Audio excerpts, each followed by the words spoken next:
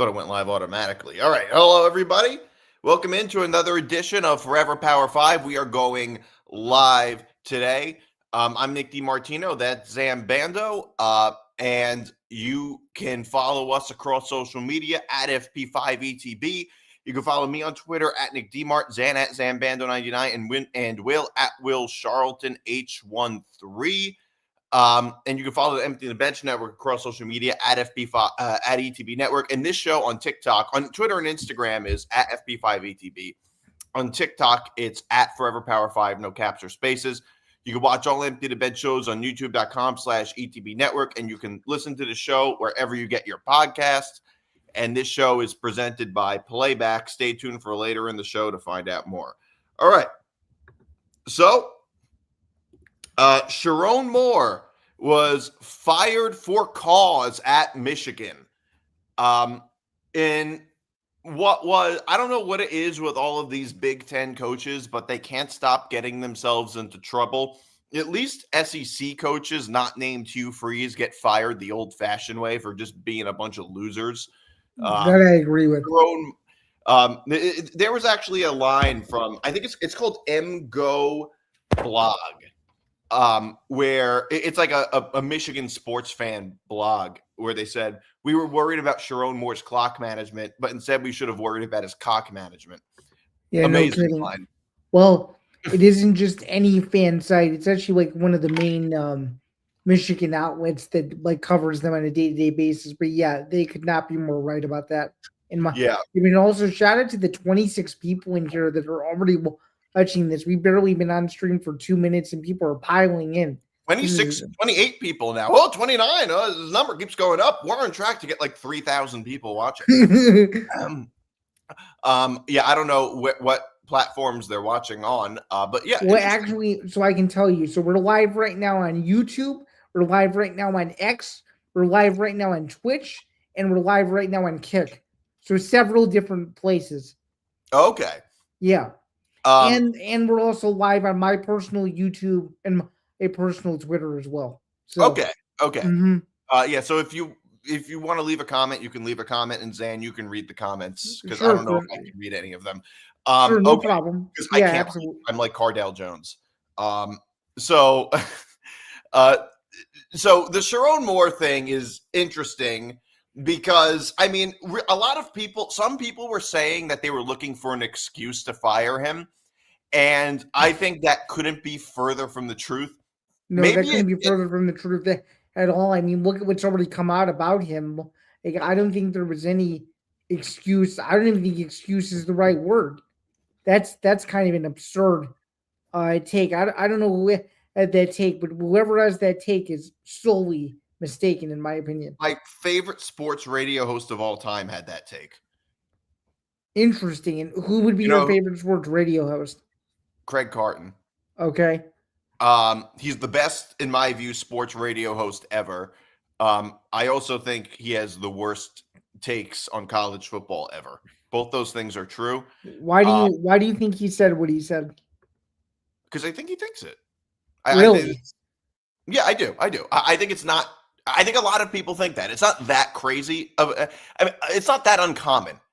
I just don't think that if you think that, you're thinking it through, because Michigan has been going in the right direction with Sherrone Moore. That's why it wouldn't make sense for them to fire him, to look for an excuse to fire him. They wanted exactly. Sherrone Moore. So the thing is, because they just went 9-3, they were a mid-tier 9-3 team, I would say, and they improved tremendously since last year.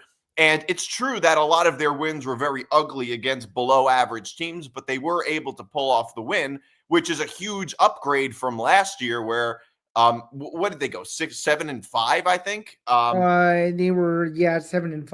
Or 6-6, if I'm not mistaken. So that's a huge upgrade from how good they were last year, and they're only getting better, and they only were expected to get better next year. If anything, if they had the same performance next year, then it would make sense for Michigan to want to fire him. But in this case, what he did was so egregious, it would have been really difficult for them not to fire him. I would understand it if he was like Mel Tucker. And by the way, it seems like Mel Tucker was just a victim of extortion. I don't really think he did anything all that bad. It doesn't seem like to me.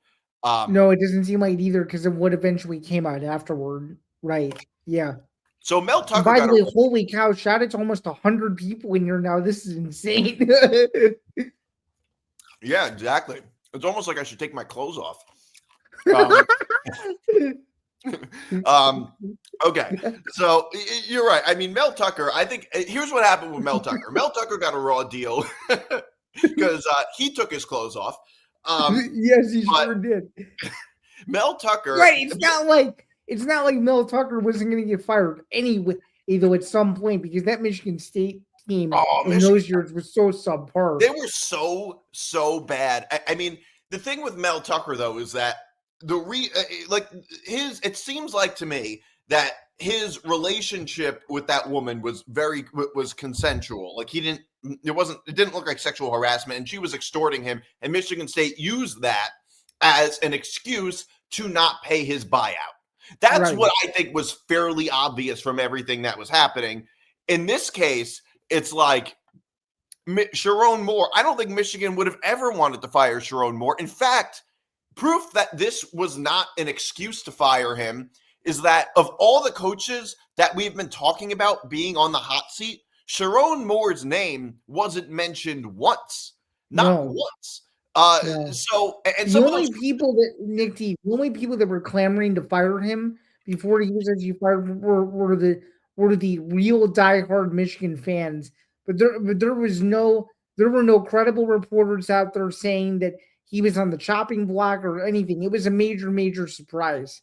Yeah. No, he wasn't on but the reason was because how could they not fire him with everything that came out? First of all, you can't stoop a staffer as a head coach. Everybody knows you can't do that. It's all made very clear. I mean, some of the best coaches in the league couldn't keep. I mean, look, some of the best. Kirby Smart could probably get fired. I mean, maybe there's a few coaches that are so powerful that maybe they'd sweep it under the rug. But the vast majority of college football coaches get fired under those circumstances. And it's not the worst thing in the world for the teams because then they save money on paying the buyout, and there's a really good chance they fire the coach anyway and have to pay the buyout. So how often would a coach end up getting away with that? I mean, there's 68 major college football programs, and maybe I could count on one hand the number of coaches that could maybe get away with what Sherrone Moore did. I mean, not only did he have a sexual relationship with the staffer, but he also got arrested. Now, it seems unclear what he got arrested for, but it seems like it's still very unclear. I don't think it's fully known why. But it seems like he broke into her house, and according to reports, he broke into her house and also threatened to kill himself, which I really hope he gets help for that. But it seems that's not good. And did you hear now that it's coming out that his wife apparently found out about it like everybody else did? That's insane. That's crazy. I mean, the guy lost his job. The guy lost his job, his family, and his right to vote all in 24 hours. I thought it was bad when I lost $1,000 in the casino when I went to Vegas. I mean, this is way worse than that. That's an expensive affair. No, for sure. That has to be a really, really expensive affair. I mean, and the sketchy thing is about her is the unbelievable pay increase that she got from last year to this year, which made clearly no sense to me whatsoever. What was the pay increase? What was it? What was the pay increase? It's from $50,000 to $100,000 or something for 1 fiscal year. So they doubled her salary? Yes. In 1 year? I mean, that alone is very suspicious. I don't know how often that happens. It reminds me of that Seinfeld episode when George Costanza is banging the secretary and he yells, "I'm giving you a raise," but he doesn't have the power to give her a raise. Oh, that's right. Yeah. Absolutely. Yeah. So he's really got to get his life together, is how I would put it. So he needs to get his life together for sure. It's not even It's not even a matter of he needs to. It's like an imperative thing, because if he continues to go down this path, A, he's never going to be the same person again, and B, if it comes out that like all of this is true and he actually did this, he could be going away for a long time. I mean, I don't think he probably won't go to prison. I mean, I don't like. I just don't. I think he probably won't go to prison. But now the other question is, how does this affect him in the future, and how does it affect Michigan?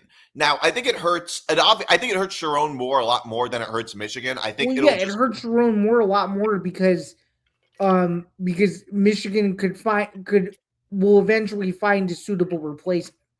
That's why. Now, I don't right. It's similar to with Harbaugh. Like Harbaugh leaving was a bump in the road for Michigan, but Sherrone Moore was at least like he was one of Harbaugh's guys, and they filled him in, and he did a fairly decent job for those 2 years. And I think it's going to be a similar thing now. Because a guy like Sherrone Moore is definitely replaceable. I mean, it's certainly possible they can make a really bad hire, and that's going to mess everything up. But I don't think that's going to happen. I actually think Michigan will end up being fine. Do you think they're going to lose a lot of recruits because of this? Because I think it could happen. I think it could happen, although I don't think it's going to hurt them as bad as when Harbaugh left or when Lane Kiffin left Ole Miss. I don't think it's going to be as bad because there's a lot of coaches a lot of players that want to play under certain coaches.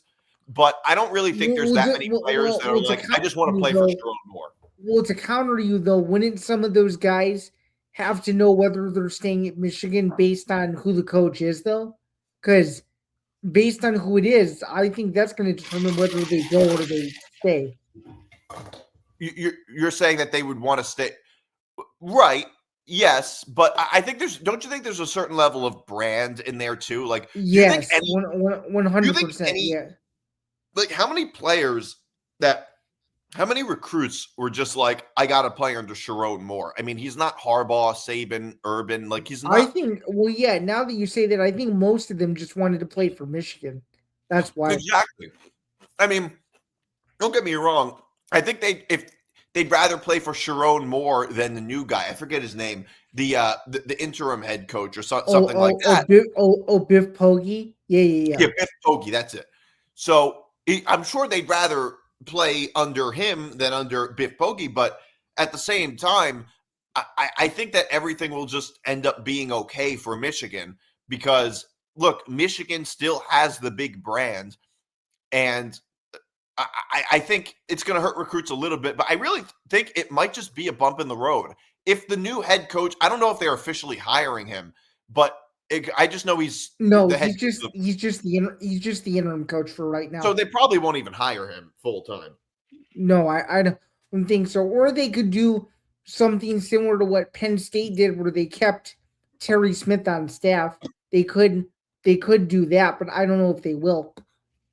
I guess it really sucks for Michigan right now because it must really suck for them now because all the good coaches are now taken. Like, what other good coaches available? Right. Well, there's the rumor about Kalen DeBoer, right? Do you think he'll leave Alabama or no? A fake account though. That came from an account with 90 followers. Oh, really? Okay. There really is. There's really no truth to that he would go. It's almost like the absurd rumors of Kalen DeBoer to Penn State. Like every college football season, there's so many absurd rumors about coaches going places that everybody and their mother knows isn't going to go. So I don't think Michigan is going to be able to get one of the big splash hires, but they could also hire another guy who's in-house, just like they did with Sherrone Moore, and that could work too. I mean, the truth is either one of those things could work if the coach does a fairly good job, and I would say Sherrone Moore did a fairly good job in those first 2 years. Doesn't mean it would have lasted, but he did a fairly good job. I mean, he was 17-8, and he had a huge win against Ohio State. So it's not like it's not possible for whoever his replacement is to come right in and fix everything. But the question is going to be, it has to be the right replacement because If it isn't, then it could set the program back a bit. They shouldn't be. To me, the worst thing they could do is try to go after a young hot coordinator. They need someone with head coaching experience, I think. What do you think? I don't necessarily agree. I think that hiring a coordinator could work pretty well. It's not like in the NFL where sometimes you need a coach with like tons of experience. I don't think you necessarily need to. And a really good example of this is Dan Lanning at Oregon. Right. He was a coordinator at Georgia, and he's doing a really, really good job there. So I don't really think it's a given that they have to hire a guy with tons of experience. I mean, look, sometimes the guys with tons of experience are the guys who can't adjust. I mean, look how well did that work for LSU when they hired Brian Kelly, or Texas A&M when they hired Jimbo Fisher? Those are guys with tons of experience. I mean, Jimbo Fisher had a national championship under his belt. So it's not necessarily a bad move. I mean, sometimes the best hire is the guy that you haven't heard of. Like when Ohio State hired Ryan Day, they hired a guy in-house. Like it wasn't a bad move at all. So, maybe that could be the best move for Michigan, is to hire a coordinator or an assistant or somebody else who's already there. That might not be a bad move. No, yeah, and now that you put it that way, it might not be a bad move. I guess another sort of PR centric question to this is, why, in your opinion, do you think this came out now? Because I think that's some of the major confusion that a lot of people have is, why not have this come out a month ago or even a couple weeks ago? Like, why do you think this is now starting to come to the forefront? Well, didn't you just get arrested yesterday? Well, no, what I'm saying is like, I meant not his arrest, I meant his firing. Well, because the incident just happened. True, but I'm just saying there's been stuff that's been coming out about it to where they kind of knew like that this was sort of coming weeks ago. Wait. So you're saying that you have information that Michigan knew that he was having an affair with the staffer? Yeah, I mean, it's starting to come out now from some pretty credible reports that might be the case. Yeah. But don't you think it's possible that this is like the Bobby Petrino situation where everybody found out about the affair because of the incident? Like in Bobby Petrino's case, it was the motorcycle accident, and in this case, it was his arrest. And it's also certainly possible that they knew about it and swept it under the rug, but now they can't anymore. Which, by the way, proves that that's not why which proves my point, which is obviously they're not firing him because they're not using this as an excuse. It's actually that their backs are against the wall and they have no choice. Mm-hmm. So it is possible that they knew about it and didn't say anything. I have no evidence to back that up, but I'm open to that possibility.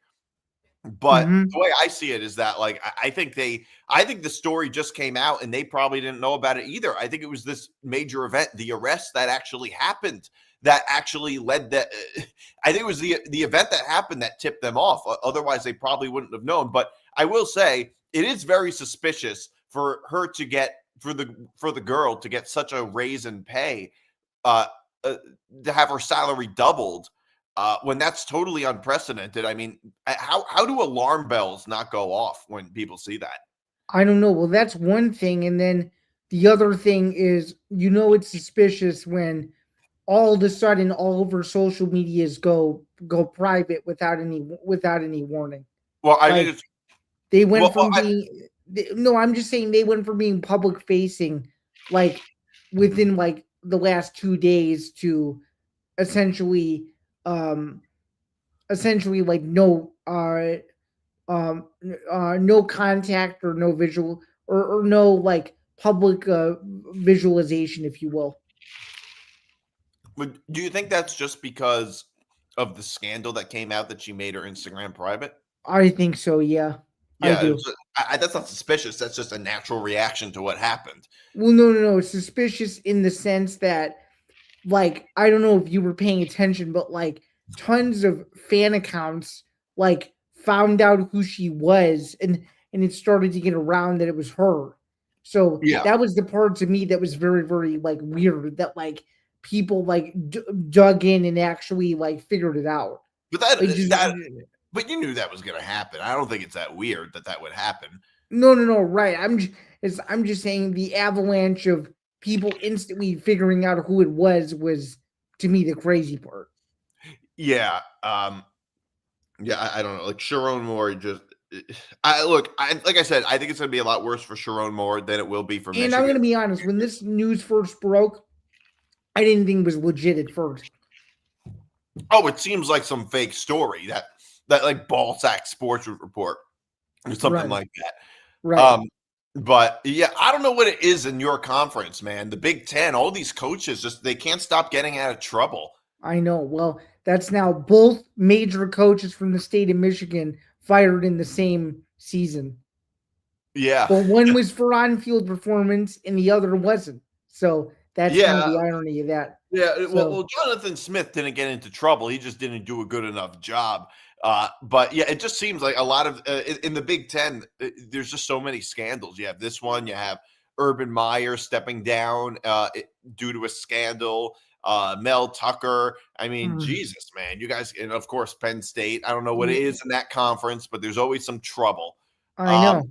All right, and it's every couple of seasons too. It's very, very interesting. Yep. All right, so I want to talk about the final playoff rankings. We're doing the show too late in the week. It feels like old news now. And the debates have kind of died down a little bit. And I've been getting a lot of pushback for my takes on this. And okay. By the way, I don't know any of your takes. Oh, I'm very, very. You don't know my takes. We've been doing the show together. I've been giving my takes on this show. No. What I'm saying is, what are your takes now that it's official?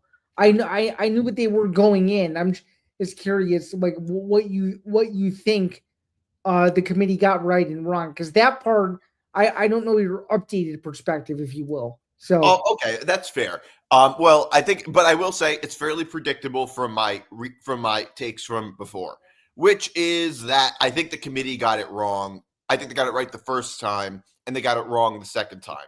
And there's a lot to unpack here. My position was I was in favor of Notre Dame being ahead of Miami. However, if the committee had set the stage from the beginning, that had said, look, Miami has the head-to-head over Notre Dame. They're both 10-2. Miami's ahead of Notre Dame. I would accept that and say, you know what? That's a totally reasonable argument. The problem is that when you set the stage in week 10, and I have the rankings ahead of me right now, in front of me right now, in week 10, Miami and Notre Dame were both 6-2. Notre Dame was ranked 10th. Miami was ranked 18th. Now, I did say at the time that Miami was ranked way too low because I don't know why it is they acted at the time like the win against Notre Dame didn't mean anything, and not for nothing, but the public didn't care about it either. There was no outrage. Everybody was just like, yeah, Notre Dame's ahead of Miami because their resume is better. And everybody was kind of okay with it. And I was saying at the time that Miami was ranked too low. Right. And now, so that was back in week 10. Since then, both teams did what they were expected to do. They both took care of business against their remaining opponents. Some of them were actually common opponents, and they both won all those games by really big margins, Notre Dame and Miami. Correct. They both the only thing that changed from Miami is that maybe they won those games by bigger margins than we expected, but same with Notre Dame. Nothing actually changed. Both teams took care of business the same, basically, since week 10. And now that the rankings come out in week 15, they put, because here's how it works with the rankings. Here's how it works. Everybody, and you know this too, I'm sure. Yeah. People, the way the committee ranks teams is that they rank them in clusters. So they rank, say, and it's not random, obviously. No, otherwise, you would be ranking like Alabama, Louisville, Georgia Tech. Like, obviously, that's not happening. It's not random. It's based on resume. Right. It's based on resume. So they rank these four teams, these 3 or 4 teams, these 3 or 4 teams, whatever. So the way they probably did it was they probably ranked Indiana, Ohio State, Georgia, Texas Tech, and Oregon, something like that. Right. And then they ranked the next 4 teams, which would have been Ole Miss, A&M, or like say Ole Miss, A&M, Notre Dame, and then Alabama, Oklahoma, and whatever. Or they probably did something like Oregon, A&M, Ole Miss. That was a cluster, and then they ranked Notre Dame, Alabama, Oklahoma. That's a cluster, and then they just kind of went down the line. That's probably how they did it. And the reason Notre Dame was ranked ahead of Miami and the head-to-head didn't come into account is because they weren't ranking those teams together, which proves that the committee, because here's the justification that the committee gave. The committee's justification was, look, these 2 teams' resumes are like exactly the same. And look, the head-to-head's got to take precedent. And I agree, the head-to-head always has to matter. But how can you say now that their resumes are exactly the same when you weren't even comparing those teams to begin with? It doesn't even make sense. Their resume didn't change. So here's what's happened in the past 5 weeks. The Louisville and SMU games became less important, and the Notre Dame-Miami game became more important. So if the Louisville SMU game is going to become less important, by that logic, so should the Notre Dame-Miami game, because that was also further away. So it doesn't make any sense. You're muted. I was going to say, too, and the Notre Dame-Miami game, to add insult to injury, those two teams played on an actual field. So you're not only comparing resumes and clusters, but you're also taking a look at what actually happened on the field too. But the part that I don't understand, and I'm sure this is the part that you don't understand, is why did the standard change from the beginning of the playoff rankings being unveiled to the final week, where essentially the committee flipped with the positions of where Miami and Notre Dame were supposed to be? My whole issue with this whole thing, and it's not about should Miami have gotten in, should Notre Dame have gotten in. The standard should have remained the same. That's the issue that I have. If you're going to go off one standard the entire time going into the last week where the rankings actually count, then the same principle should have applied to the last week, and that's what I don't fully understand. So, right. Yeah, and also, no, I agree completely. And that's why I wasn't outraged at the ranking, because the reason I was okay with the ranking is because I feel like the Notre Dame being ahead of Miami was much more consistent with how the committee operates. Miami being ahead of Notre Dame, I feel like was more a product of them being bullied by the public than it was about, and maybe even some corrupt, even like the ACC being very heavily involved. That's what it seemed like to me, a lot more than it was the committee sticking to their principles. And even if you think those principles are bad, at least, even if you disagree with the committee having those principles, at least it's been consistent that way. And people were like really outraged about Notre Dame being ahead of Miami. But like, here's what I think I said this last week, but I actually think the Notre Dame being ahead of Miami, when Miami has the head-to-head, is actually very similar to the Texas-Oklahoma situation, if you think about it, because Texas has the head-to-head over Oklahoma, but Oklahoma was ahead of was ahead of Texas, and the reason is very simple. It's because Texas's losses were much worse than Oklahoma's losses. They lost 35-10 to Georgia, which is going to leave a mark, and they lost to Florida, who is a below-average SEC team. Yeah, and they barely beat Mississippi State and Kentucky, and both of those games. So basically, it's for the same reason. On paper, if you just take wins and losses, if you just say, like, on paper, you can argue that Texas has a better resume than Oklahoma does. Texas has better wins than Oklahoma does, slightly. I mean, Texas has a win against Oklahoma and a win against A&M. Oklahoma has a win against Alabama and a win against Michigan. Texas's wins are better than Oklahoma's wins.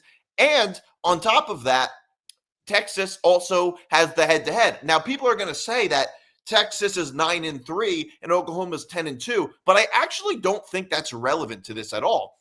Look, I can't read the committee's minds, but I don't think the committee cares that Texas is 9-3. Proof of this is that Texas is ranked with all the 10-2 teams. They're ranked in that cluster with all the 10-2 teams. They're ranked ahead of and it's back to the same argument that you and I both agreed on a couple weeks ago, is them losing to Ohio State shouldn't be held against them because it was in week 1 and it was a non-conference game. It was a game that they scheduled themselves. Right. Well, so to everybody saying it's like, well, Texas is 9-3 and Oklahoma's 10-2. Like, I think that's about. I know that happens to be true, but I don't think it's relevant. It's correlation and not causation. Look, I don't know exactly the committee's justification, but look. Now, my other question for you is, do you understand the frustration about a 10-2 Notre Dame missing it as opposed to a 9-3 Alabama team getting in? Because I think a lot more people are upset about that than just the Miami Notre Dame argument, because there's also the Alabama argument, which my argument to that is Alabama has 4 ranked wins. One of those is against Georgia, and technically the committee didn't count the loss to Georgia in the SEC championship game against Alabama, so Alabama got in, and it stayed at number 9. Well, Alabama's not 9-3. Alabama's 10-3, and that's because that's because one of the games that that's a bad argument. That's a really bad argument because Alabama earned. It was an extra game that Alabama earned, so that's a bad argument. However, I do agree with Notre Dame fans' frustration with the committee for other reasons, which is they go from in week 10 they're ranked at 10th. That was before Alabama lost. Right. Week 11, they move up to 9 because I think because there was a loss. Yeah, I think there was a loss ahead of them. And then so week 12, they're ranked number 9, and Alabama's ranked 10 because Alabama just lost to Oklahoma. Right. Why is it that at week 14? Alabama jumps Notre Dame because after week 14, Alabama jumps Notre Dame after Notre Dame beat Stanford and Alabama beat Auburn, and Alabama struggled against Auburn. What is the justification for swapping those two teams when nothing changed? If anything, Alabama had a worse day than Notre Dame did. Why is it that they just swapped places? That's really suspicious. And look, regardless of where you stand on who should have gotten in between Notre Dame and Miami, regardless, the committee systematically moved it around and finagled their way to put Miami in over Notre Dame because of, well, I don't know the reason, but it's very obvious that that's what they did. In spite of everything in spite of the stage that they set, and that's the most important part of the rankings, is setting the stage, because there's no justification for moving Alabama ahead of Notre Dame in that scenario when they both beat bad teams, and Alabama struggled more against their bad team. So if you were to guess, why do you think they did that? I think it's because the committee usually takes the path of least resistance. Okay. That's usually what they do. The only time I've seen them not take the path of least resistance is, maybe not the only time, but one of the few, was 2 years ago when Florida State wasn't in, and they put Alabama in. And Alabama got in. Which me and you have talked about that it was the right decision. By the way, proof that Florida State didn't belong is the fact that the committee got pummeled by essentially 100 in the bowl game. Exactly. So not only that, but proof that they truly didn't belong is that the committee was willing to get crucified publicly by not putting them in. That's proof that Florida State had no business being there. It probably ended up being a good decision because they were horrendous the following season. So Could you have imagined them being a preseason number 5 team or whatever, and they got into the playoff and then they lost, and then the whole 2024 season was just a complete dumpster fire from the very beginning, as opposed to the collapse that became what it was. Yeah, yeah, and Jordan Travis was really just like he really led that team. He really was the whole team. And and then they had DJ Uyunglele, who wasn't a great quarterback, but he was at least somewhat okay. He was at least serviceable. He was a starter. Right, So exactly. the point is that the committee always takes the path of least resistance. And which I think is a little bit of an issue, because the committee should at least be able to stick by their guns and just stick to their decisions and not care what the public says. And like I said, I just didn't think that my Notre Dame being ahead of Miami was in any way inconsistent with the rest of their rankings and how they've always done it since the beginning. I'll give you a good example. 4 Okay. years ago, Michigan and Michigan State, and now it wasn't this consequential. It didn't matter in the end, but Okay. Michigan and Michigan State were both 8-1. Oh, was this the 2021 season? Yeah, Michigan State Where Michigan State beat Michigan in East Lansing? Yeah. Yeah, they beat Michigan at home by 4 points in a close game. Right. And Michigan and Michigan State each had one good win. Michigan beat Penn State. Michigan State beat Michigan. But Michigan State's one loss was to Purdue. Michigan's loss was on the road to Michigan State. They were both 8-1. The committee had Michigan ahead of Michigan State because Michigan State had a much worse loss than Michigan did, and the game was on the road. Because Purdue sucked that year. They were not good. Purdue had no business winning that game, and they won it anyway. I remember. Purdue is not. They're not as bad. They weren't as bad then as they are now. They were okay, but but they weren't. They weren't as good as they were the following year when they went to the Big Ten championship game. Right. No, they weren't. Yeah. This was back in the old days of divisions, but right. They weren't as good then. They really were not. They were an average team at best, and that's why the committee put Michigan ahead of Michigan State, even though Michigan State beat them and they had the same record. And like I said, yep. I really failed to see the difference between Notre Dame being ahead of Miami and Texas being ahead of Oklahoma. I really failed to see the difference, because before you say Texas is 9, they don't have the same record. The committee cares about more than just record. Records are not all equal just because they're the same record mathematically. They care about body of work. So, so for everybody saying that Texas is 9-3 and Oklahoma's 10-2, well, ask yourself this question. If Texas had played Purdue or Cincinnati, or let's just say a fairly easy team, reliably easy team in the non-conference, or let's just say they scheduled Rice like a lot of teams do. Let's say Texas plays Rice. By the way, Texas plays Rice quite often. Yeah, they do. So let's just say right. Yeah. So let's just say it would have made sense. Let's just say in this hypothetical scenario, okay, Texas plays Rice in the non-conference. Texas goes 10-2. Oklahoma also goes 10-2, but nothing else changes for either team. The only difference is, instead of going to Columbus week 1, Texas plays Rice. Both teams are 10-2, and Texas has the head-to-head. Do you think Oklahoma isn't ranked ahead of Texas in that scenario? They probably would be by that logic, right? Right, exactly, because the 10-2 Texas team that plays Rice that beats Rice week 1 doesn't have any better of a resume than the 9-3 Texas team that scheduled Ohio State week 1 in Columbus and lost by 7 points.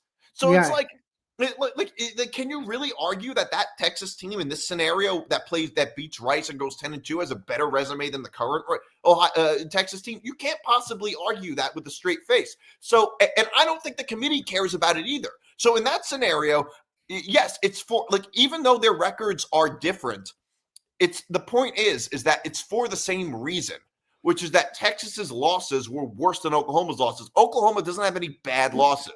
Texas has 2 bad losses and 2 really, really ugly wins. It's the same thing with because I think Miami and Texas are actually very comparable. They have good wins and bad losses. Miami has 1 really good win, 2 really bad losses. Texas has 2 really good wins, 2 bad losses, and also 2 really, really bad wins, which the committee does take into account. So I think those 2 resumes are very comparable. I think Oklahoma and Alabama have very comparable resumes. 2 losses. I mean, one of Alabama's losses is certainly not very good, but also each team has a really good win, has a few good wins, actually. One really good win and a few other good wins.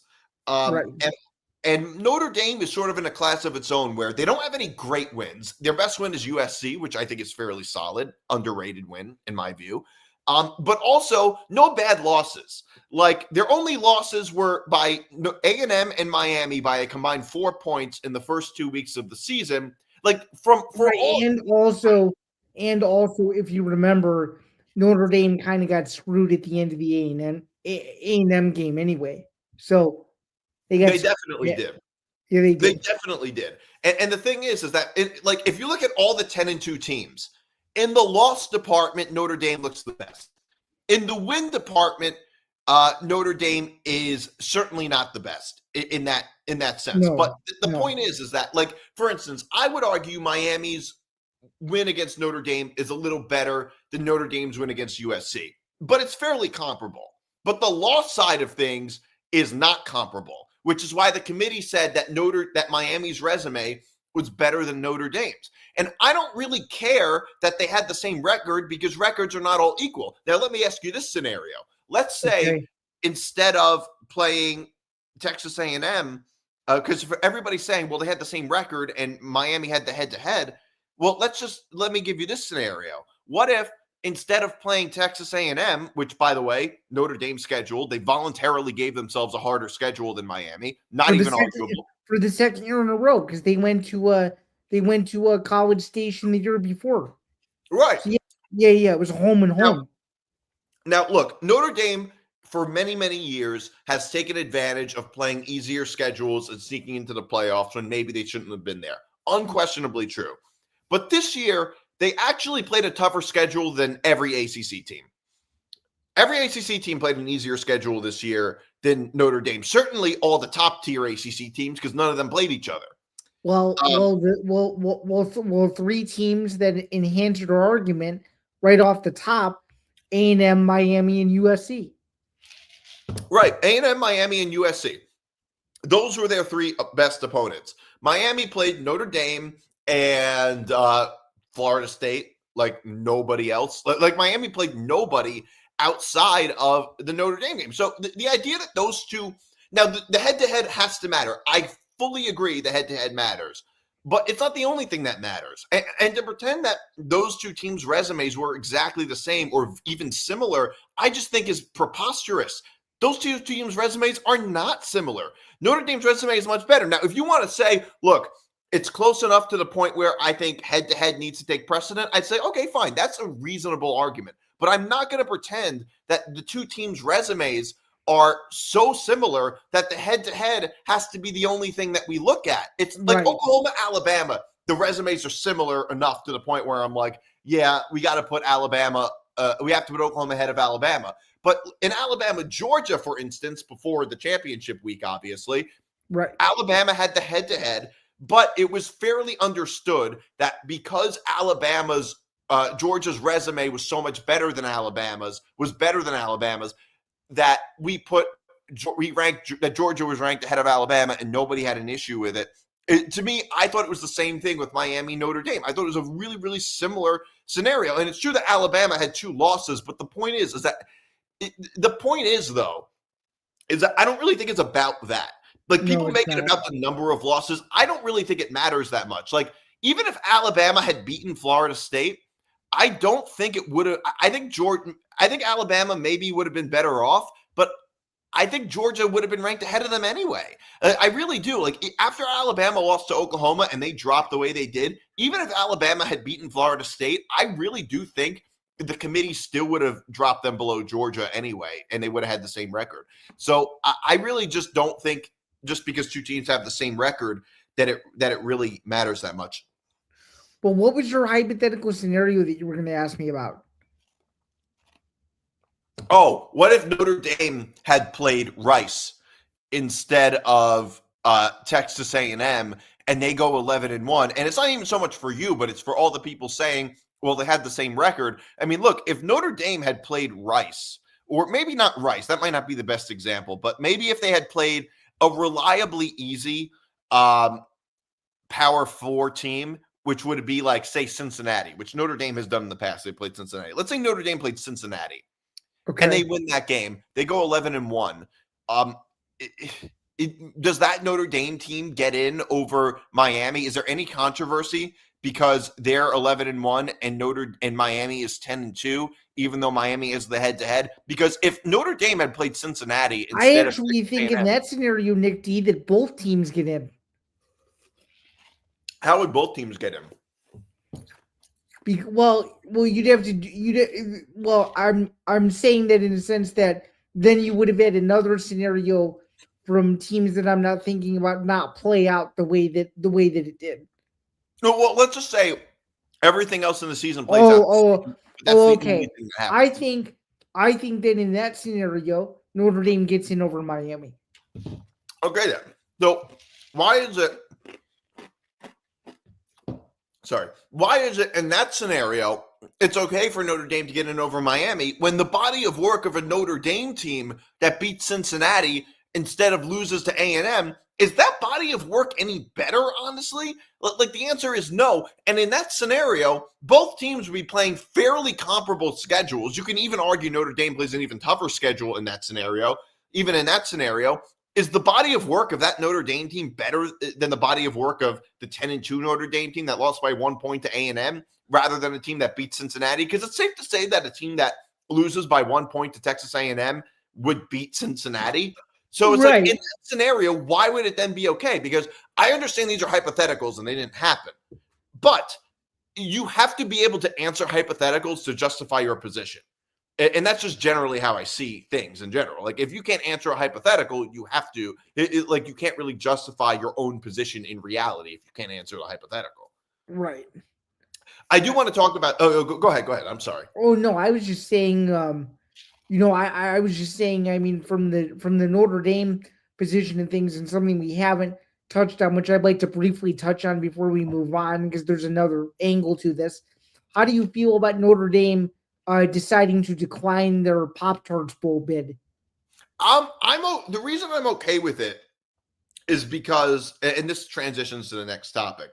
Sure. The reason I'm okay with it is because these bowls are so. The problem is that the best players are opting out of these bowl games. To me, it's the equivalent of UNC declining to play in the NIT tournament. I think it was 2 years ago. And that's what these bowl games are. They're glorified NIT tournaments. And the problem is that these teams that are going to these bowl games are just too overqualified to be playing in a football version of the NIT.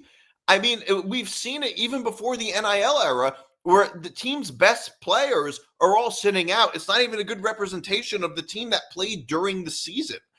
And that's a problem with the current system. Why is it that and look, there's a lot of teams that will not play any meaningful postseason this year that are just too good. Look, I don't think BYU or Utah or USC are one of the 12 best teams, but I just think they're too good to be bound to a useless bowl game. And my view is get rid of all useless bowl games. Any bowl game that is not in some way connected to the playoff in some way, I just think should be abolished. I think a lot of those bowl games should just be moved to the point where maybe they can be used as play-ins for the tournament, for the playoff and things like that. So you're of the position that if they were to get rid of bowl games, they should only make the ones that are prevalent to the situation playing games. And then are you saying that all the other teams that finished the season it just ends in week 14 for the Yes. for the rest of them. Yeah, I think. I mean, look, I'd be in favor of having the same number of bowl games potentially as we used to, because if you include the playoff, which includes many games, and also maybe a play-in or something like that, I think that's how Well, they there's should do it. technically 42 standalone bowl games, not including the playoff games, I think. Correct. Yeah, I think that sounds about right. I don't know exactly what the number would be or should be, but look, with the 12-team playoff, that is a lot of games that I mean, you get. I haven't really done the math on this, but it's certainly it is a lot. And then maybe there could be some type of play-in, which I would support. Like I Uh, would say, like looking at the bowl schedule, Nick D, I don't know if you have like 25% of the games at least mean absolutely nothing. that's the thing. Like, don't get me wrong. I enjoy bowl season as much as anybody. I I always do. enjoy bowl I season. I do too. But here's the problem. The players don't care about it. The best players on all of these teams are opting out. And that's only going to get worse in this current NIL era. So like remember last year, Cam Ward in the Pop-Tart Bowl Decided broke. to opt out at halftime. He opted out during the game because he played just so he could break the FBS touchdown pass record, which by the Yeah, way is a little skewed. and then he lost. Yeah, and then they lost by 1 point in overtime. You couldn't script a more absurd scenario. So it's like, so Cam Ward does that. And it's like, by the way, he was actually very well liked too by all the NFL teams. That's how low the standard is now. I mean, a guy can do 10 years ago, I couldn't imagine a player doing that. So if Right. that's going to happen, if we're going to be having backup quarterbacks be playing in these bowl games because players are opting out, it's not worth having them. I don't want everybody playing at half strength in these games. It's not even, like it's so ridiculous at some point. At some point, I think there should be a playoff expansion or at least a play-in opportunity or something where at least There every should bowl game is definitely somewhat be some. meaningful. I agree with one part of your statement, and that is there should be some sort of play-in weekend. Yeah, Like I some, agree. I agree with that but because like because you've seen it. You've seen it with the NBA playing games, and it seems to have worked pretty well from what I understand. There's no reason why college football can't do the same thing. that's what I'm saying. And I just think a lot more stuff should just be settled on the field rather than decided by rather than decided in a room.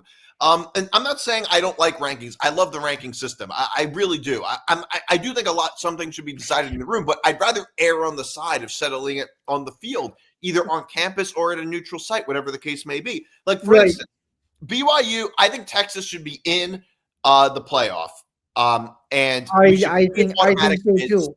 I Like think so Texas too. should be a playoff team. The only problem is that the committee couldn't put them in due to automatic bids, which is fucking ridiculous, obviously. Could you make the argument that BYU should be in, or because they lost to Texas Tech twice, did they deserve to be out? Well, here's the thing. If you're picking the 12 teams, I would say BYU is not a top 12 team. I don't think they should have been in over Texas. BYU also has no good wins, really. Utah, maybe. Style points not great. None of their wins are really good, in my view. I don't really think any of their wins are that good. They don't have any bad losses, but Texas has two amazing wins, two really good wins against A&M and against Oklahoma. Two really good wins, and also a bad loss. And they could have had a third if they had beat Ohio State. Right. Look, I don't care about that, but the thing is, though, BYU's wins are not good. None of their wins are that good. I mean, they do have a win against Utah, which is okay, but and also we want to talk about Texas's style points, like they almost lost to Mississippi State and Kentucky. I mean, there are a few games where BYU was fortunate to beat Cincinnati. So I just think like BYU was fortunate to beat Colorado. So there's some of that too with BYU. But losing to Texas Tech to me was very similar to BYU to Texas losing to Georgia. They lost by a really big margin. They got blown out by a good team. So the way I see it is Texas has two good wins that BYU doesn't have and only one bad loss. So the way I see it is Texas should be in over BYU. But I would prefer there be a scenario where BYU gets a chance and can at least settle it on the field. That's better to me than just picking Texas over BYU. And the G5 thing, we both agree on this, is freaking ridiculous. Why is it that G5 teams can just not play against any Power 4 competition and get into the playoff? I mean, James Madison does not only not have a ranked win, they don't even have a Power 4 win. They played Louisville and they lost, and Louisville's not even ranked. Like, why should they get in? They have no reason to be in there. No, I agree with you 100%. It's totally laughable. And by the way, you want to talk about the argument for Tulane, how they should be out? They got pummeled by Ole Miss. They got destroyed. Exactly. So all I'm saying is I think every team should be held to the same standard. But what I think we should do instead is just have a separate playoff for the G5 and for the Power 4. I think that's the best case scenario, because I think it's better for G5 teams to have a separate playoff, because think about it. None of the G5 teams that are going to get in, especially when they're getting in to fill a quota, none of them are making a run. It's not going to mean anything in the end. But I think if you were to say pick the top 12 G5 teams, for instance, well, I wouldn't be able to do it. Right. I'm not saying it should be our job. I'm just saying, like, if you were to pick the top 12 G5 teams, for instance, maybe it doesn't need to be 12, whatever the number is. Okay. All those, that's many more G5 teams that have an opportunity to actually win something. That's better for way more G5 teams, and that's much better for them than it is to put them in a playoff that most of them really have no business being in. So basically what you're saying is with this proposed hypothetical G5 playoff format, it would essentially be the same format that the FCS has, right?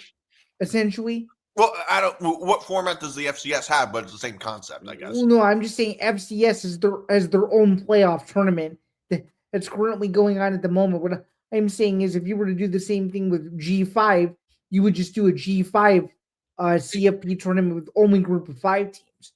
Exactly, and that's how it can be. Look, if we can have separate FCS and FBS playoffs, we can do the same thing with the G5 and the Power 4. We just have separate playoffs for those teams, because the truth is, a G5 team is not ever going to win at all. They're not even. It's not like in basketball where George Mason makes a run. You're not going to get that in football. So, and I would watch it too. Like, people, like, I don't hate the G5. I want what's good for these G5 teams, and that's much better for them than going into a playoff that they have no business in. And I also just don't like the idea of teams getting special treatment and not being held to the same standard as other teams just because they're G5 teams and we need to fill some type of quota. I think that's ridiculous. I think so too, especially when you talk about them not having a ranked win and all of these other teams, having these quality wins that are measurable. When let's be real, Nick D, is the committee obsessively watching James Madison and Tulane every Saturday? No way, absolutely not. There's no way. There's there's no time, and B, there's simply no substance. Right. And look, I'm not in favor of the new rule that says Notre Dame's in the top 12. I'm not in favor of it either. I'm not in favor of it. But my only criticism is that every other team doesn't get that same treatment. Like, I think every team in the top 12 should be guaranteed a playoff spot, and that's it. That's really all it should be. Like, my criticism is not that Notre Dame is getting it. It's that the other teams aren't getting it. But for everybody outraged at it, it's like, why is it the same people that are outraged at that are often also the ones cheering on G5 teams, not even having to be, like, they don't even need to be, they barely need to be ranked at all to get into the playoffs. So, like, why are you in favor of that? So, like, that to me is just so obviously hypocritical. Yeah, I think it's just because, simply put, Nick D, I think it's because people want to find whatever fits their narrative of discussion. Yeah. That's what I think. And if someone even remotely disagrees, even a little bit, those same people squash them for it when in fact they don't even really have a full argument. So that's kind of the way I look at that. Yeah. All right. Finally, quickly, Army, Navy. Navy is giving 6. The over-under is 38 and a half. And I really like Army here to cover the number. And I like the under. These games are always very low scoring. We all know this. These games are very low scoring. And when these games are low, not to mention it's a rivalry game, Navy's a better team, obviously. Usually Navy's a better team. But I think Army will show up for this game. I also just think the game will be a little too low scoring for Navy to actually cover a number this big. Like I could see Navy winning this game like 20-17. Yeah, I like the under in the game. I took Navy on Bando's breakdowns. I'm not sure if I like the number from when I took it, so I'm just going to go more conservative and say the under is a distinct possibility here. And don't be surprised, Nick D, if it's the same wacky ending that it was a couple years ago, where there was that blocked punt or missed field goal that led to overtime and then the eventual win. So I think it's going to be one of those games where whoever makes the last mistake or the last turnover is more than likely going to cost themselves. And with that being said, and with it potentially being a really cold atmosphere, I think the under is very, very possible. Yeah. So all right. That's our show this week. Thanks for tuning in, everybody. We'll be back next week to break down the college football playoffs. Thanks for tuning in, everybody. See you then. Yeah, thanks for tuning in. Really appreciate all of the live viewers tonight, and we hope to do more of this in the future. And shout out to the 248 people that pulled up. We really wow. Yeah, we all really, we gotta do is go live on TikTok. We can break insane numbers. that's for sure. Right. See you guys then. Have a good one.